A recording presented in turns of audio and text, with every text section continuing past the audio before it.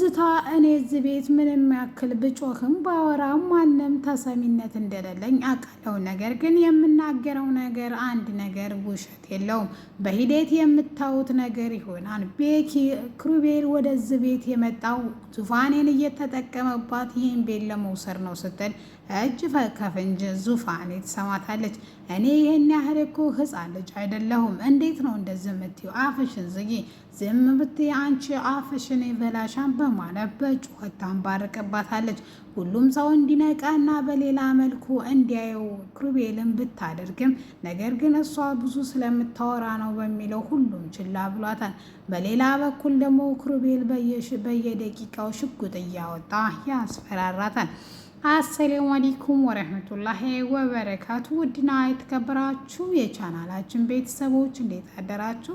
እንዴት ዋላችሁ? ሁላችሁንም ሰላም ሰላም ብያለሁ። ዛሬ ይዤላችሁ የመጣሁት ኪሩቤል ድራማን ክፍል 26 ነው።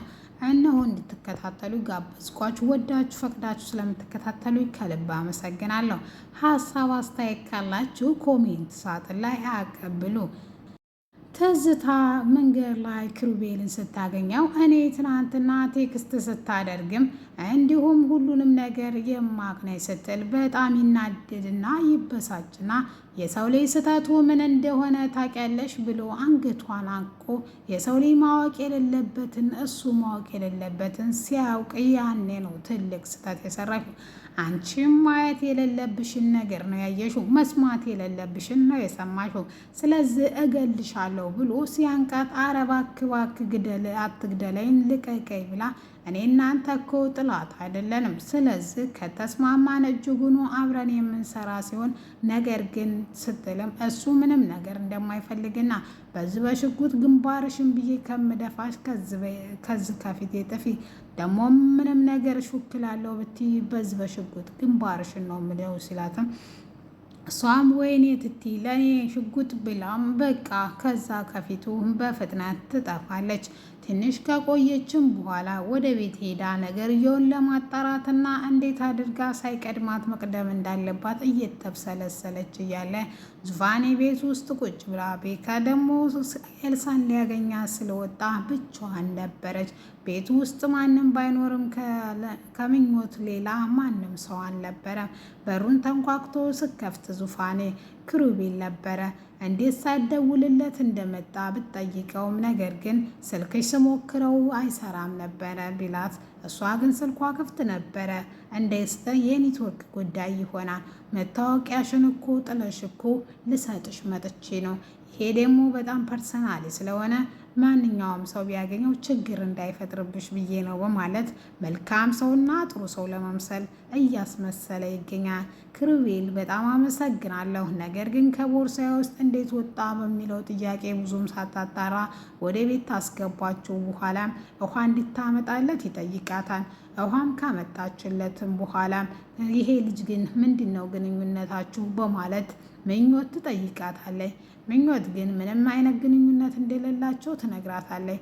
ምኞትዬ ለማንኛውም አንዳንድ ጊዜ ዙፋኔ ለማንኛውም አንዳንድ ጊዜ ህይወት አጋጣሚ ናት፣ ይሄም የእህል ውሃ አጣጥሽ ሊሆን ይችላል ስትልም አረ እንደዛማን አይሆንም ብላ ፈገግ ብላ በትንሹም ቢሆን ዙፋኔ ተደስታ ወደ ልጁ ዘንድ ትሄዳለች። አንዳንድ ጥያቄዎችን ክሩቤልን ለመጠየቅ ትወስናለች። ብቻውን እንደሚኖር እንደነገራት ካረሳህ ላስታውስህ ትለዋለች። እሱም አዎ እንዴት እረሳለሁ፣ ቤተሰቦቹ የት ነው ያሉት? እዚህ ከተማ ውስጥ የሉም ሲላትም እሱም ቤተሰቦቹ በልጅነት እንደሞቱና ብቸኛ እንደሆነ ማንም ሰው እንደሌለው ይነግራታል።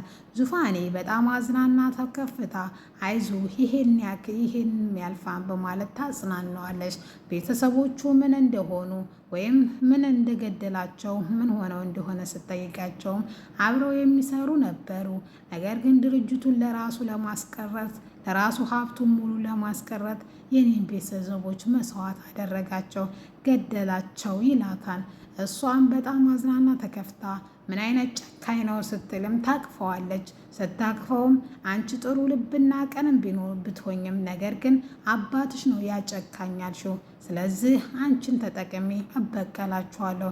የቤተሰቦቼ ደም ፈሶ አይቀርም፣ ሀብታቸውም አይቀርም በማለት ይመልስላታል።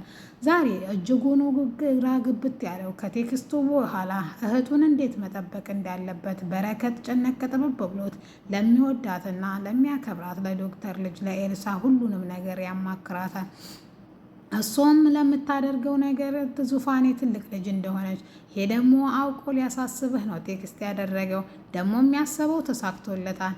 ይሄው ከተላከ ጀምሮ ሌላ ነገር ማሰብ አቅቶሃል ስትለውም እሱም አዎ ልክ ነሽ፣ ነገር ግን ዙፋኔ አንዴ ነገር ብሆን እሞታለሁ ሲላትም እሷም ሞትም ምን አመጣው፣ ነገር ግን አንድ ቦታ የሚያረጋጋ ቦታ ልወስድ እወዳለሁ ስትል ስመኝ ትደውላለች። ስመኝ ደውላ ስለ ልጇ ነገር ታልነገራት እኔ ሄጄ ሁሉንም ነገር አፍራጥጬ ተመነግራት በፊት የእናንተ ቤት ችግር አያልቅምና እኔ ወላድ መሃን ሆኜ መቅረት አለብኝ ወይ ስትልም እንደዛ እኮ አይደለም ጊዜው አሁን አይደለም ትንሽ ታገሺ ነው ያልኩት በማለት ስልኩን ትዘጋበታለች። በጣም ግራ ገብቶት የዙፋኔን እንዴት ልጠብቅ ብሎ አስቦ ሰና ተጨንቆ ሳይጨርስ ደግሞ ስመኝ ተተካችበት። ወደ ቤተ ክርስቲያንም ሄደው ጸሎታቸውን ካደረሱ በኋላ ተተረጋጋ አሁን ወደ ቤት እንሄድ ስትለው እሺ ብሎ ከዛም ወደኛ ቤት ሄደን ሰላም ብለሻቸው እነ ዙፋኔን ትመለሻለሽ ይላታል። እሷም እሺ ብላ ወደ እነሱ ቤት እያወሩና እየተጫወቱ የነገር አልፎም ሁሉም ነገር እንደሚስተካከል ቃል እየገባችለት ኤልሳ ከጎኑ ሆና ወደ ቤት ያቀናሉ። ትዝታ ቀደም ብላ እንደመጣች ስለመጣችም ምኞትን እንዲህ ትላታለች። ይሄ አዲሱ ልጅ ወይም ጎረምሳው ምን ፈልጎ ይመጣልሻል?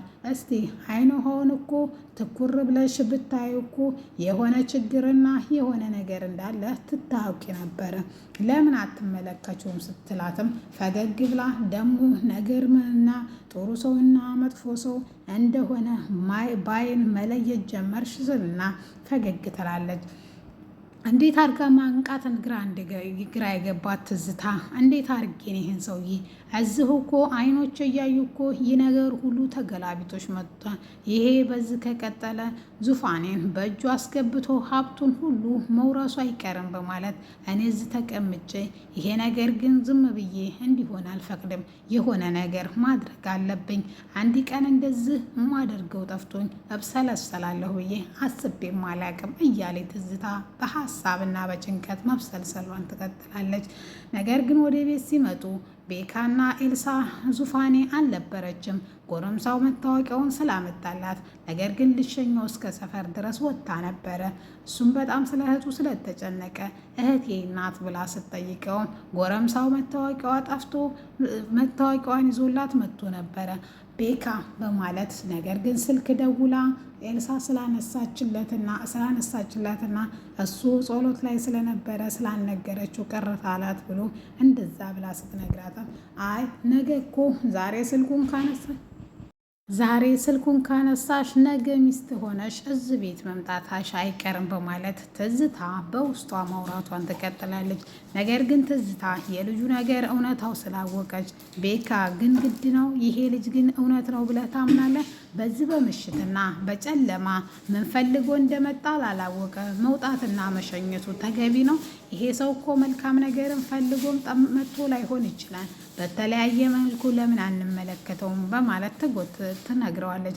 ነገር ግን ኤልሳ መጥፎ ነገር አትሰቢ ብትላትም መጥፎ ነገር አትሰቢ ስትላትም ነገር ግን በረከት እውነት ነው፣ ምንም የተሳሳተችው ነገር የለም። ትዝታ ያለችው ልክ ናት። ማንንም ጎረምሳ እህቴ እንድትሸኝ አልፈልግም በማለት መልስ ይሰጣታል። ትንሽም ከቀዩ በኋላ በሩን አንኳኩታ ዙፋኔ ትመጣለች። ዙፋኔ ስትመጣም የት እንደነበረ በጣም ተቆጥቶ ወንድሟ ይጠይቃታል። እሷም ጓደኛዋ እንደነበረና ምንም ግንኙነት እኔ በጣም ተናዳና ተበሳይታ ወደ ክፍሏ ትገባለች። ኤልሳ ተመልሳ ሄዳ ለማረጋጋት ትሞክራለች። እሷም በጣም ደስ እንዳላትና ወንድሟ ሲቆጣት እጅጉኑ ቤተሰብ እንዳለኝና በድሮ ወንድሜ እንደዚህ እንደዚህ ነበረ፣ ነገር ግን የድሮ ወንድሜ ስለተመለሰ ደስ ብሎኛል በማለት መልስ ትሰጣታለች። እና አላኮረፍሽም ከልጁ ጋር ግን የነበረሽ ግንኙነት ምንድን ነው ብላ ስጠይቃት፣ ልጁ ግን በጣም ነው የሚያሳዝነው፣ ቤተሰቦቹን አቶ በልጅነቱ ብቻውን ነው የሚኖረው ስትልም ነገርየው ሁሉ የሚጀምረው በጣም ያሳዝናን ከሚል ስለሆነ አንቺ ተረጋግና ስሜቱን ለመረዳት ሞክሪ በማለት ታበረታታታለች። ጭራሽ ዙፋኔ በትንሹም ቢሆን ፍቅር የያዛትና እንዲሁም የነገራትን ታሪክ በስሱም ቢሆን ያመነችው ይመስለኛል። ትዝታ በጊዜ ሄዳ ካላስቆመችው ነገሩን ሁሉ ኩሩቤል ሊያበላሸው ይችላል።